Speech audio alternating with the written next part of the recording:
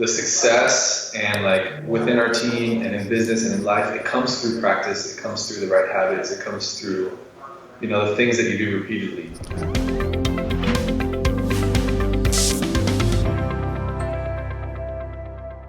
Hey guys and gals, Trevor here with Carrot, and I've got an awesome guest with me today. I love the shirt you're wearing, by the way. Thanks, man. Look at that. So it says, "When I flip that," I can't even. When I flip, you flip. I love it. It's like the song. I love it. So Raul and I had a chance to chat 4 or 5 months ago. A mutual friend and client of mine introduced me, and one thing I'm always really, really impressed about, and I just love bringing people on like Raul, who I'm going to introduce him here in a second. But I love bringing on people like Raul because I love story. I love figuring out how did people start, what were the mindset shifts they had to make. And Raul's got an amazing business. He's 10 plus team members. They're doing bunches of deals. He's a young guy. And I always love to kind of pull that apart and pick that apart to go, okay, how did you break through those limiting beliefs and those mental barriers as someone who is pretty darn young that built a business way bigger than most investors build a business? And we'll talk about life and what makes you tick. But I want to introduce on Raul Bolufe onto this call from Miami, Florida. And he's crushing it in real estate. We're going to dig into this story a little bit. But welcome on the CarrotCast, man. Awesome. Thank you, man. Thank you for having me. Dude, so before we dive in, I want to add some context for people here. Then we're going to dig into what's working right now in your market. What is working for you in your business? But who are you? What is your business? Where are you guys at? Give me context for what your business size is, things like that. And then the last question in there is, what's your home life look like? Are you married? Are you single? Kids? No kids? That kind of thing. Right. Cool, man. Well, yeah. So this isn't a Bitcoin podcast. We'll do Bitcoin. Second half of this call is the Bitcoin podcast. If it were 6 months ago, everything was Bitcoin. No, everything was Bitcoin, right? That's right. So my name is Raul Bolufe from South Florida. You mentioned like young, whatever. So I'm 25 years old. Been doing real estate for about 4.5 years. And it was just kind of interesting. I went to school. I started school, wanted to be a doctor, wanted to be a surgeon. And like 88% of students who start college, that didn't work out after doing a couple of chemistry classes. So then I changed to economics, and I always kind of like found business interesting, My dad ran a car dealership, so I kind of was around it my whole life.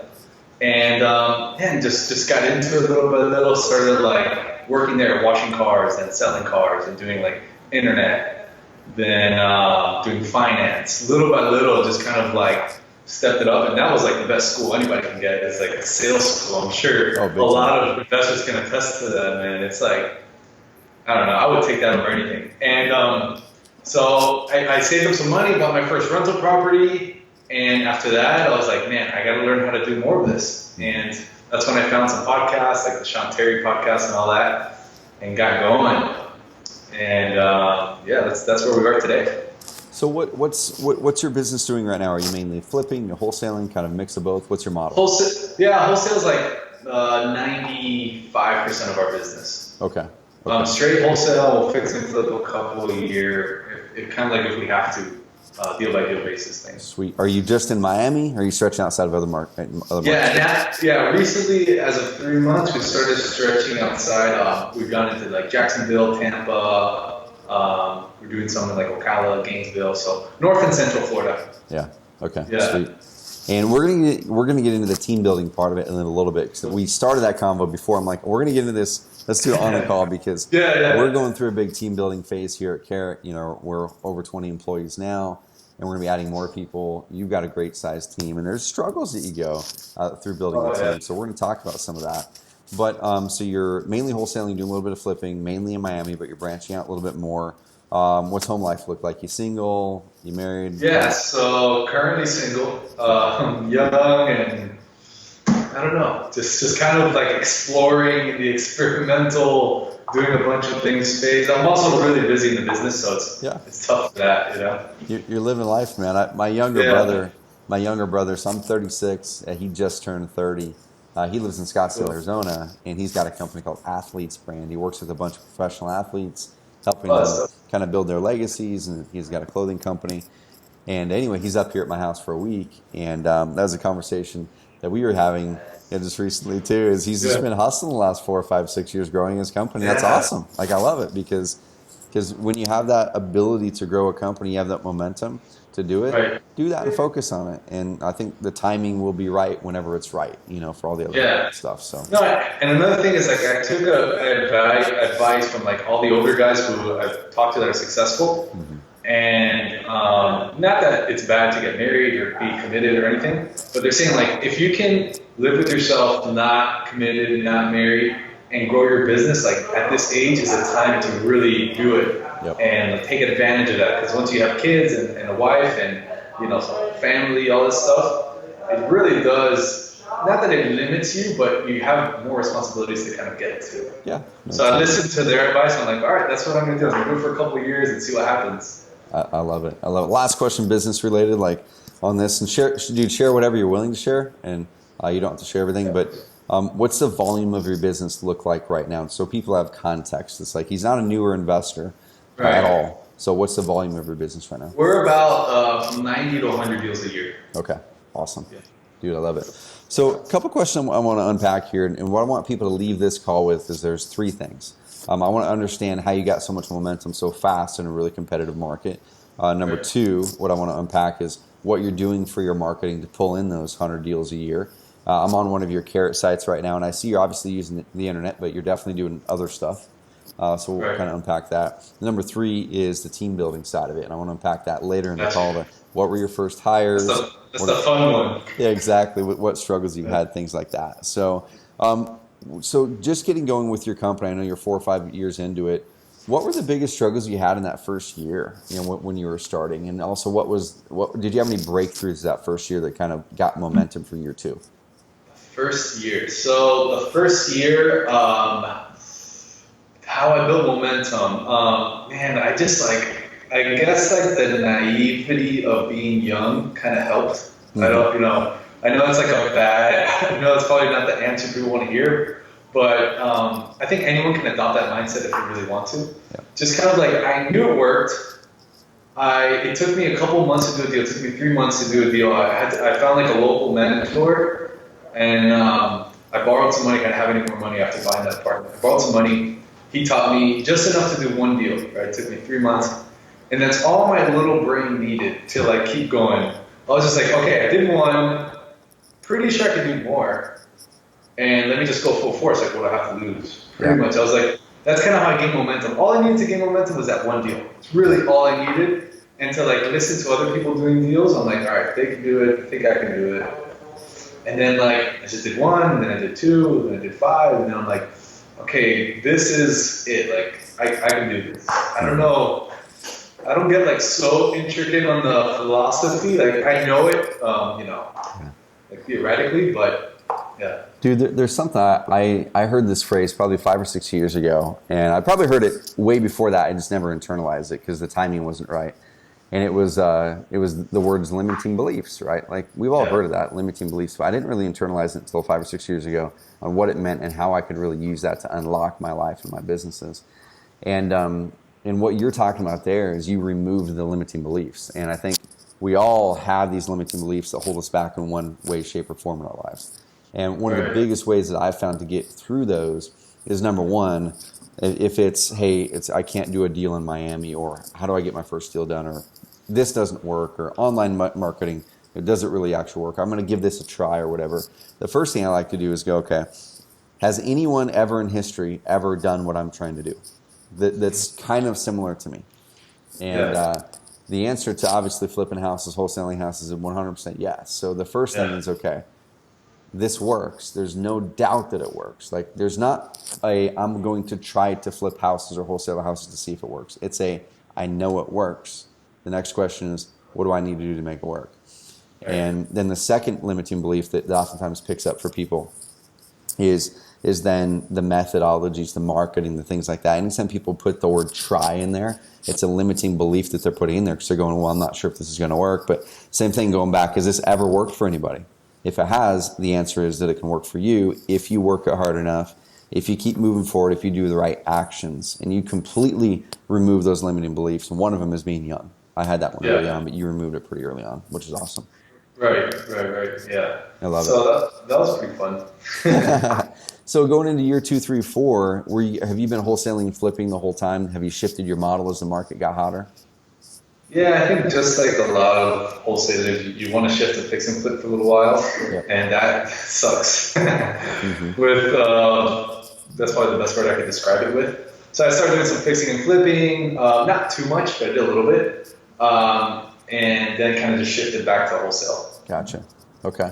So let's unpack the marketing side of it, because you can't pull 90 to 100 deals out of a really competitive market like Miami without getting pretty darn good at marketing. And Yeah. I probably a couple episodes before this one, it hasn't been published yet, but I did a marketing rant. It was like a 30-minute marketing rant podcast episode where for 30 minutes I was talking about marketing and the misconceptions and the ways that people that say that they want to become a good marketer, they're not showing the traits that it are. So I show you in that podcast the traits and the Right. things that I do. Marketing is a big deal. So if you don't mind, let's break down what is working right now in your business to drive those 10 deals a month. Gotcha. So we're a little bit different than most wholesale companies. I actually get a ton of deals from MLS. Cool. So our marketing, we do a lot of marketing to like real estate agents. We have like a lot of follow campaigns set up, like drip campaigns for agents.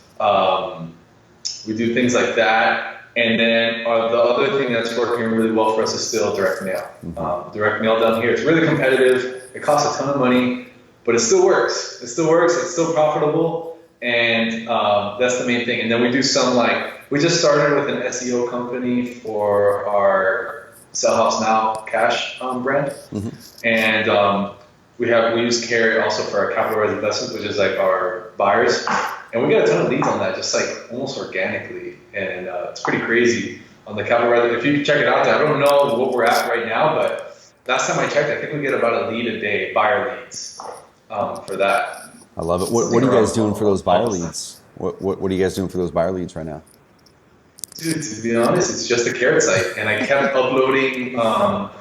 So it's the Carrot site. I kept uploading the content packages, Yeah. and also I have a VA that puts every property we get with pictures and information. And that's pretty much it. And then we post pictures and little videos on it. And I wish there was more I can say, but that's really it. And we get about like a lead a day, I think. Yeah. I love it. And also we have like the Instagrams and the Facebooks that probably help a little bit, but nothing too crazy. Yeah, dude, I'm looking at your lead manager right now in Carrot for the capitalized investments, and yeah, there's one 19 hours ago, 2 days ago, 2 days ago, 3 days, 3 days, 6, 7, 7, 8, and the lead source on them, Google search, direct, which who knows where that came from? You never know where the ones that say direct came from. They're all Google search. So yeah, somehow when you guys are posting, you guys are ranking high, and that's a good tip though that you mentioned that your team is, which we're going to get into team and team building here in a bit, but your team is posting your properties, and that's a big deal. Like a lot of people think that I should only use the property listing tool in Carrot just in case if I need to sell a house, but it's really good for the organic search stuff, because when you're building out the content portfolio on your website, your property listings are a part of that. So even if you sold the darn house, have someone on your team put it up there and just mark sold. Just mark sold on it. It's a big deal. That's what we do. I think like once a month they'll go in there and mark all the ones that sold and mark it there. And but like to be honest, it's very minimal effort and a lot of return. Because I guess I know I've learned a lot about like how the Carrot sites work and hearing your podcast and all that. Whatever it is, it works really well. At least for the buyers. Like I think if you just upload the content sites. Maybe like optimize a little bit. I think your team helped me optimize a little bit with like keywords or little things like that. Yep. And man, I get like a lead a day, and we sold a ton of properties from like people that have signed up from the Carrot site. Some of my best buyers actually. I love it, man. And there's a couple things. So while we're looking at this site here, there's some things that you guys have done that many other people don't. I mean, we'll see a lot of people who don't really do anything to their cash buyer Carrot site, and the way that it's set up, it converts. But to really crack through the clutter and do a great job, you need to customize it and build in like what's special about you guys, Right. And so there's a bunch of stuff you guys did. You updated some of your copy and content. You added pictures like, hey, here's Raul with his team. Here's pictures in their office. Here's a video of Raul that talks about their social mission. And dude, why don't we talk about that a little bit? What are you guys looking to do with your company other Yeah. than just flipping houses?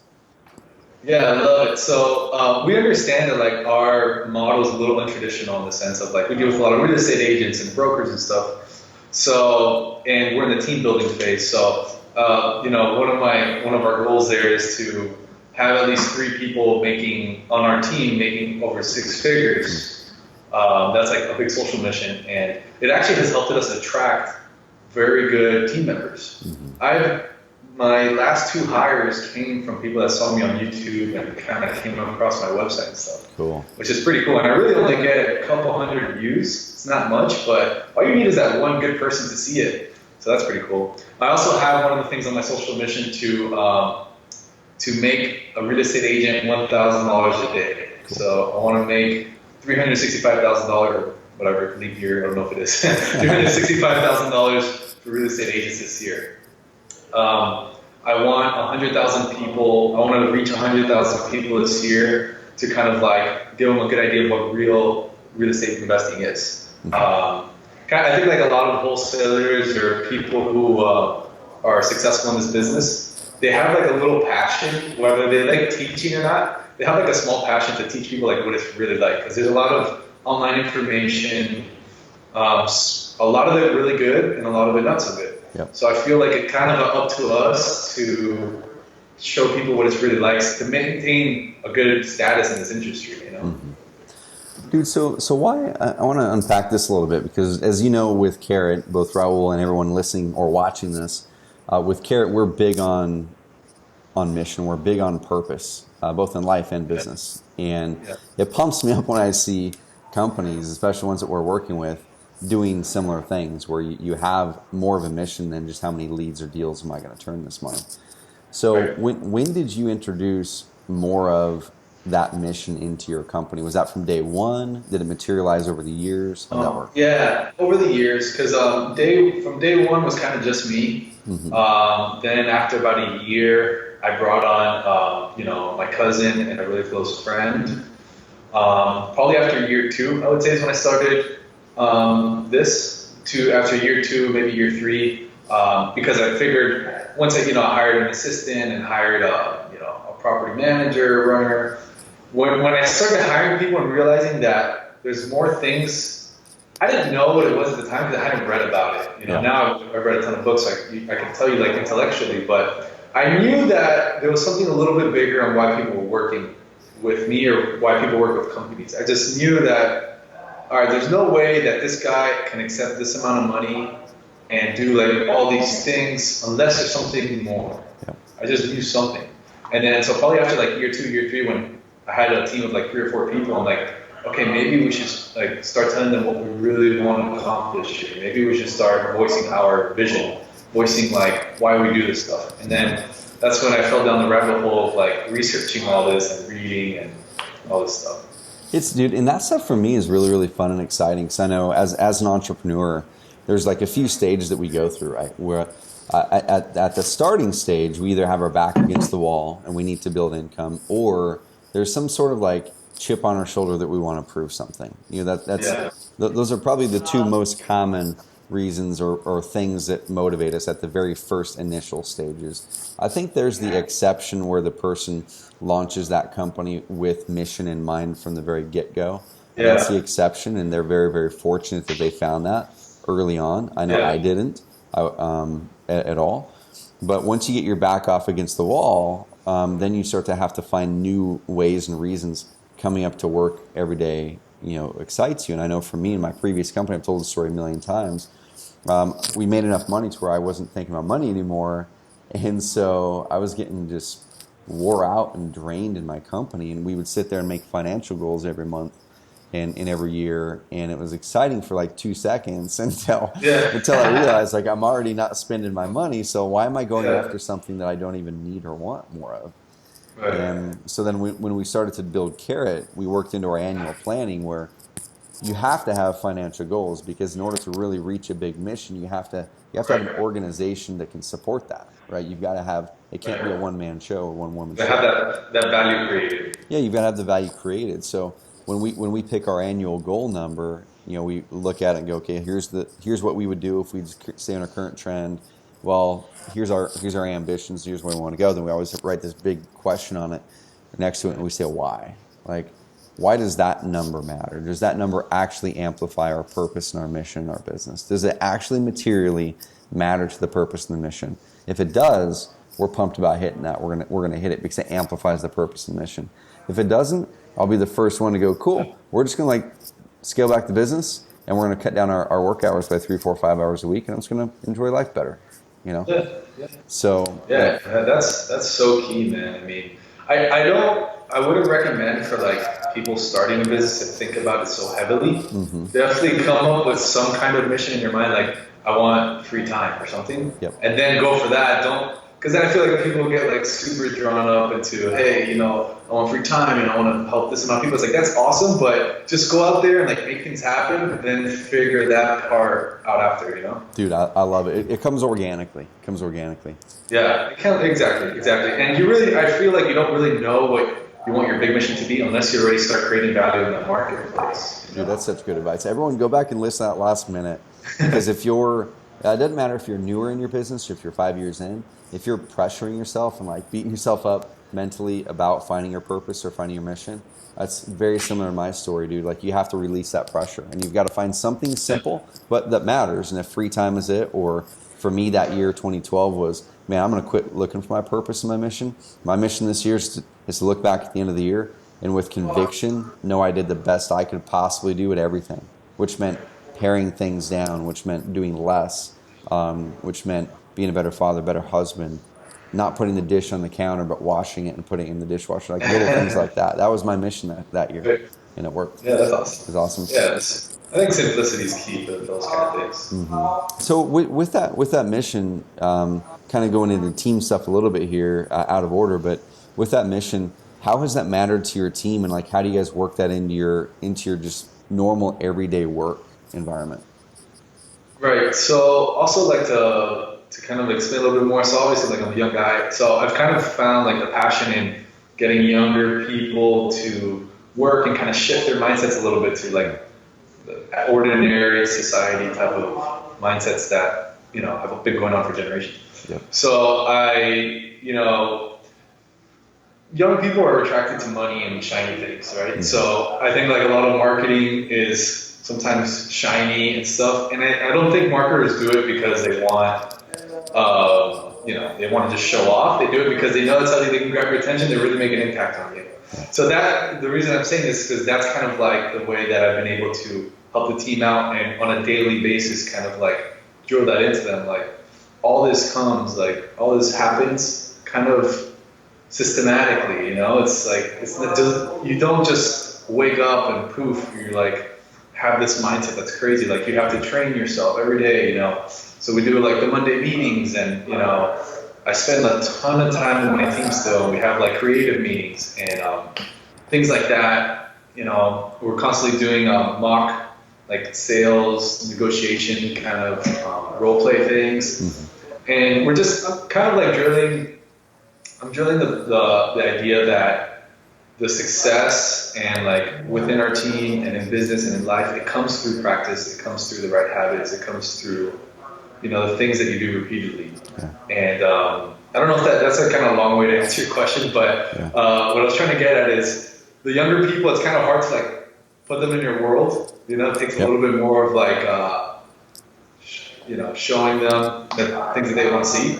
And then you like start conditioning them and be like, I say it like if I'm doing some kind of cult or something, but you know what I mean? Like, I'm doing, like, that's the way that we kind of train each other. Yeah. And they hold me accountable for a bunch of things too. And that's the thing, man. Like, you're giving them those foundational life lessons early on. So you kind of opened up a can of worms here, and I want to completely dump that can of worms on the table here, because you mentioned that you work with them to kind of hone their daily practices. How do they hone that mindset? What do you do, man? Like, what do you do on the daily basis, or what do you try to do on the daily basis to continue to hone that mindset? Right. So I'm a big believer in like mornings. I love mornings, man. There's a book, The Miracle Morning, by Raul Bolufe. A really good book. I've read it like 3 or 4 times, and so I kind of try to mimic that as best as possible. I like to wake up. I like to wake up early, do a little bit of meditation or silence, Then I like to write what I'm grateful for about 5 minutes. Then write some goals down for about 5 minutes. Then do some exercise. It's pretty much like a simple way to put it. Yep. And I do all that before checking my phone, before like checking emails or anything work related. Pretty much to the best of my ability, right? There's some days that like you have to rush out the door and this and that, but that's like 5 to 6 days a week. I will do that. Cool. Do you do anything as the day goes on or the afternoon, or you kind of mainly just, man, if I nail the mornings, my day's awesome? Right now, if I nail the mornings, my day's off. I'm trying to figure out the rest. Yeah. But I'm kind of like, I'm very like simple-minded. I don't know if that's a good or bad thing, but like, I'm like, okay, let me master the mornings. I'll do that for like a year or two, and then I'll start trying to master other things, you know? So then little by little, I'm trying to master like my day and like time blocking. You know, I've gotten better. It's just like I can't say that it's like my routine yet. Yeah. Almost.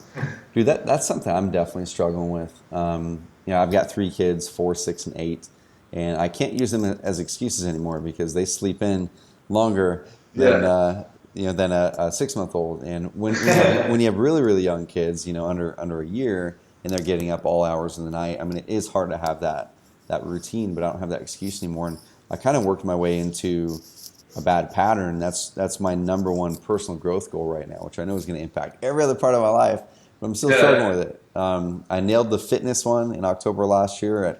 I went through that process like, man, this is just a dragon I couldn't slay. And I went through all of the barriers and like, what are the 4 or 5 things that if I could remove these barriers, it would 100% guarantee that I would get back into a physical fitness routine. I removed those barriers. It only took like a week, and we've been crushing it. I need to do the same thing with the mornings, man. I just haven't nailed it.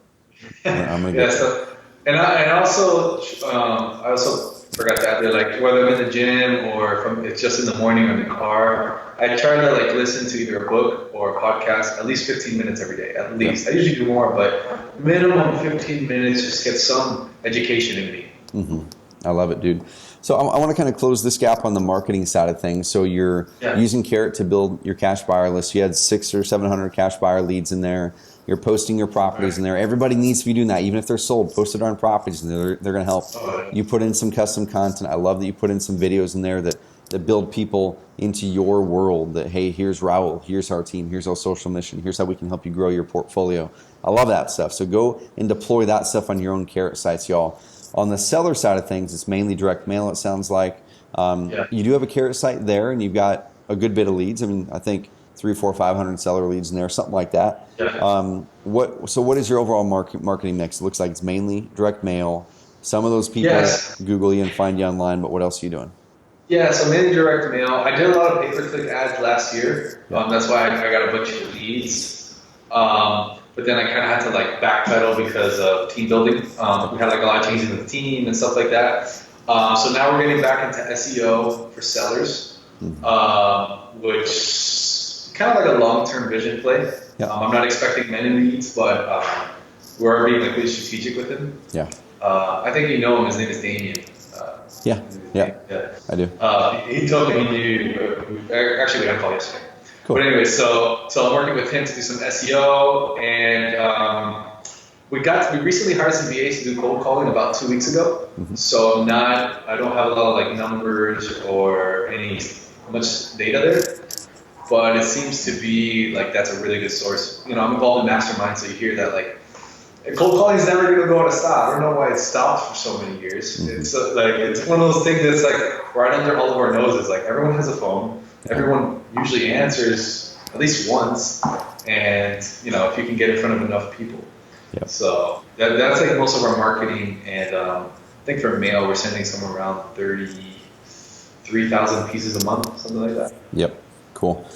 I love it, man. And I'm looking in your Carrot Lead Manager. You got a seller lead 18 hours ago. Google search. Another one a couple days ago. Google search, and that's the thing. It's like you were talking. SEO is a long-term play. It's not right for everybody. We have a lot of people using Carrot that are like, man, I'm just a pay-per-click guy, and I'm just going to straight up do pay-per-click. I don't care about SEO. A client of ours, the largest home buyer in Oklahoma, they do all offline marketing, and they had a website and all that stuff. And then once they moved over to Carrot, used our concierge program to really dial in their site. man, it's like their online leads more than doubled and their close ratio increased too because of the web performance, which is really, really cool.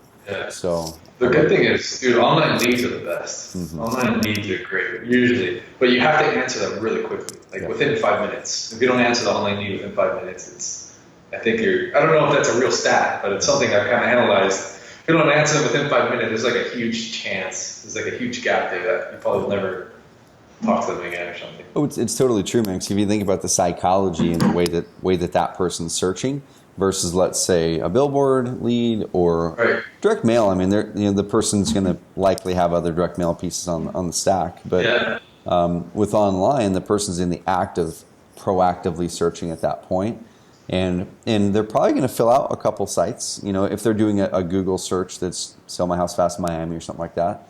And when I was talking with RJ Bates, a client of ours in Dallas, and they buy a bunch of 100 plus properties in Dallas, and they're in 5 or 6 other markets too. He's like, dude, he goes, same thing. Online leads are the best, are our highest margin. Oftentimes they're the most motivated. It's because they're searching and seeking out a solution rather than a solution popping in their mailbox. But he's like, dude, we call them immediately. He's like, if we answer all phone call leads live from the internet, and every opt-in, he gets them personally. I'm not saying everybody should do this, but he's like, he gets them personally because he knows they're the best deals. And he's driving, he gets the Carrot notification, he taps the phone number, calls them within like a minute or two. And before they have a chance to fill out other sites possibly. Yeah, no, if I do PPC again, which we plan to like by the end of the year, I probably will take some personal because it's just like, until we're profitable in it, I probably would do it myself because they're just that hot. And, not that I'm really like much better than anybody, but I'll care about it so much because it comes out of my pocket. That's right. Yeah. Dude, that's such a good tip. So a lot of people listening to this, if you guys are wanting better performance out of any of your marketing, but in this case, online marketing, whether it's SEO or pay-per-click, one of the first things you can do is look and see what's happening after that lead comes in. Because if you're doing PPC in a market and you're going, man, the numbers just aren't there. We worked with some people where all that they changed after our suggestion was their follow-up sequence. Their PPC all of a sudden started working. Like it went from not working, they were going to give up, and then we said, well, are you answering these live? Well, no, it goes to a whatever, and then it goes to a voicemail, and then we call them back or whatever, and then it's the emails. Well, how quick are you guys getting back to the opt-ins where they're just opting in and not calling? It's always within an hour or two. I'm like, right there. Like if you just do that, your pay-per-click's probably going to start working. That's so key, man. That's so key. Mm-hmm. I love it. Dude, so let's go in the last 10 minutes or so that we've got on team building because early on before Carrot, my father is like the most positive influence in my life, and that's where I think I get a lot of my own positivity, except for one thing. He's a small business owner, and I've always learned that you can never find a good employee, and they're always a pain in the butt. That's the mindset I grew up with. Sorry about that, man. So then what happened is as I started growing my companies, I never wanted employees. I would like get VAs. I would outsource a bunch of things. And then all of a sudden I was like the guy in the middle collecting all these reports on tasks that were outsourced and made my life miserable. And then I had to make a mindset shift. So for you, was there a period where you had to make a mindset shift to go from a one-man operation to a team? And what did you have to do? Yeah, dude, 110% mind shift, especially as an investor, as like a wholesaler, flipper, whatever. You're very like deal oriented, like, the deal, do this for the deal, all that. But then when you start hiring people, you start realizing it's not the deal, it's the business, it's the flow of deals, it's the deal, it's the amount of deals in its entirety in which what makes up the business, Yeah. So I guess the biggest mindset shift I had to make was I can't do it all if I want, a company at scale, which is what my vision was. Yeah. And there has to be ways for me to communicate with them and to do what I do or what needs to be done efficiently. Mm-hmm. Whether that's on paper, I'm huge on making videos for everything. Like every week I make at least 3 videos for my team, like help analyzing this deal, or hey, what do I say to this thing? So I'll hop on the phone and I'll video a call live, and then I'll put it on YouTube. I'll unlist it so that it's just for my team, and then I'll send it to them. So some of the biggest mind shifts was thinking like scale, like I know, I don't know if that makes sense to a lot of people or not, but mainly what that means is kind of just think at the end of mind, like how can you do it if you were new, if you had to hire yourself and tell yourself what to do, like what would you say, And what really helps with this is asking like random people that like friends or something, be like, hey, look, this is how I acquire a deal, like what questions would you have? Well, where do I find it? How do I make the offer? How do I know the repairs? And how do I send the contract? I'm like, oh, perfect. And you write everything down and however you want, whether you want to write it or make a video or something. So I think like the biggest mind shift was thinking like beyond myself, like, and not to go off on a little rant, just 2 seconds, but when I think of like these CEOs that leave their company or something, that like kind of scares me. Yeah. But as I grow my team, I'm like, I completely understand it now. It's like, that's the reason that people really make companies to like built to last, like for scale. And I know that went a little far, but that was like the biggest mind shift. Just kind of like thinking beyond myself. Like, how can it be like, how can I add value to the people on my team and those people add value to the clients that we're serving, you know? And how can I write it down or put it somewhere that they can see it over and over? Dude, there's so many levels of it. I did a podcast, the same thing. It's not out as of the time we're recording this, but I think it'll be out around this time, where I did an episode walking through, based on a question someone sent me, like these are the different ceilings that I had hit in Carrot as a business, and these are the things that we had to do to get through it. And I walked through both the revenue timeline and also the team member timeline, because it's way different going from 1 to 5 people, 1 to 8 people, as it is going from 10 to 18, 10 to 20, and then over 20. There's big things you have to do. And the funny thing is, like you're mentioning, when I was going through that kind of recounting what I had to do to get over each hump, there were 2 things. One of them was I had to change the communication cadence and the style we did it, because now you have different levels of people and you need to communicate, you need to add communication levels. And number 2 was we had to create processes. Like every single time, that's how you get through those things. You need to be coached. You need to have a good coach or mentor. But it's communication change and it's process increase, and that's what you were talking about there. So I want to roll back really quick on some team stuff. Is you were talking about you see entrepreneurs sometimes leaving their company to have someone else step in, and that was something, honestly, when I started my company, Carrot and other ones in the past too. I think. Like there's this dream that often we entrepreneurs have, that's the freedom, flexibility. We want to grow our finances and hopefully someday make an impact. And those 4 things, I've really been convicted that they're pretty common around most entrepreneurs. We became an entrepreneur because we want freedom, flexibility. We want to grow those finances and make an impact. And I think a lot of people, they go, well, I want to build a business to where freedom for me means I work my way out of my business, or freedom for me means I can just go do anything I want to do. And I think that's awesome. I'm going to give people a little twist here. I think you should grow your business in a way to where you could step away from your business for an extended period of time and it would grow without you, and it would be amazing. Now, would it be missing a valuable asset? Totally. But if you do the right things and get the right people in place, it's going to be an amazing business without you too. So I think you should build your business so it could do that. I'm going to emphasize the word could.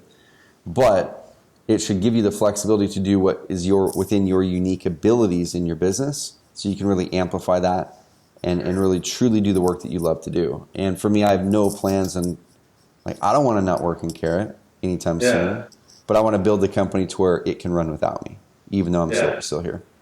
That like philosophy is so weird to me. Like when you hear all these stories of like these big CEOs or the, owner founders, and then like getting fired from their company or leaving, it's like, how could you do that? It's like your baby, Yeah. But then you kind of start understanding. Well, the people get fired, you're kind of screwed there. But like leaving, I get it, especially if like you plan on doing a venture that kind of coincides with what you made, I don't think it's a bad thing. It's just it's weird to grasp it unless you start building a team. And I mean, our team's not that big. We're about 10 people, but I'm already starting to see like, oh, okay, like.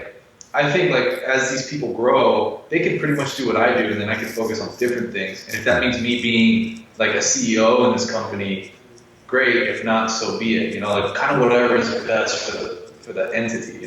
Separating like personal and business is huge, I think, for for like growing and stuff. Oh, 100%, dude. And kind of in my experience, those company owners who end up stepping away from a company or selling it, there's nothing wrong with either. Like there's not. But I think what happens is our mission has adjusted or shifted and that business no longer supports it.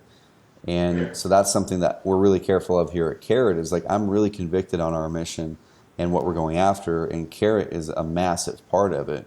And so that's something we all have to be careful of is number one, have a mission and purpose, because once we get over income thresholds, and that's why I stepped away and sold my last company to my business partner, was we didn't have a mission that hit me at my core that made me excited when I got up in the morning. We'd hit our income goals, and I'm like, why am I here? You know? It's not a fun feeling. Yeah, at all. That's not fun. So, dude, what's next for you guys? You're in a competitive market. It sounds like you've got a great team. Kind of what's next for you, Raul?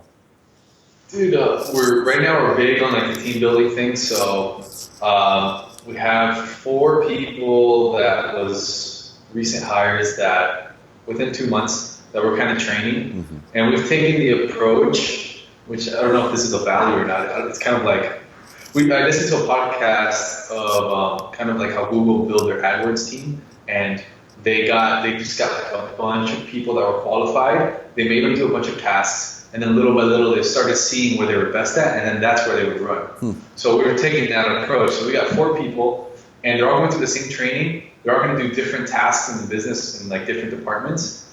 And then at the end of like the 3 months that their training is, we're going to sit with them and say, hey, like, what did you like best? What were you best at? And then that's kind of where we'll go. So that's kind of like the long way to say that what's next is that we're growing and hopefully growing throughout Florida. We want to grow through different parts and take like our MLS model and go in different places and then kind of grow the off market online. Like I was really big, like I said, I'm very simple minded. So I'm like, all right, MLS I'm good at. So I've done it for, 3 to 4 years. That's like all I focus on. So we got really, really good on it. And now it produces like a ton of income for us just on that. So now I'm getting really, really good at direct mail.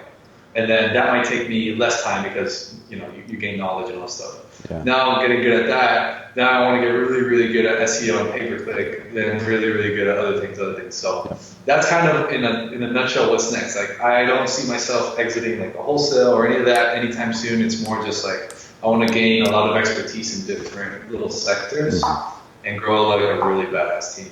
Pretty much. I love it, dude. I call that traffic stacking, or lead stacking is used in a lot of different frameworks here in the wholesaling side of things. I'm not going to use that because lead stacking is also like a direct mail list, terminology.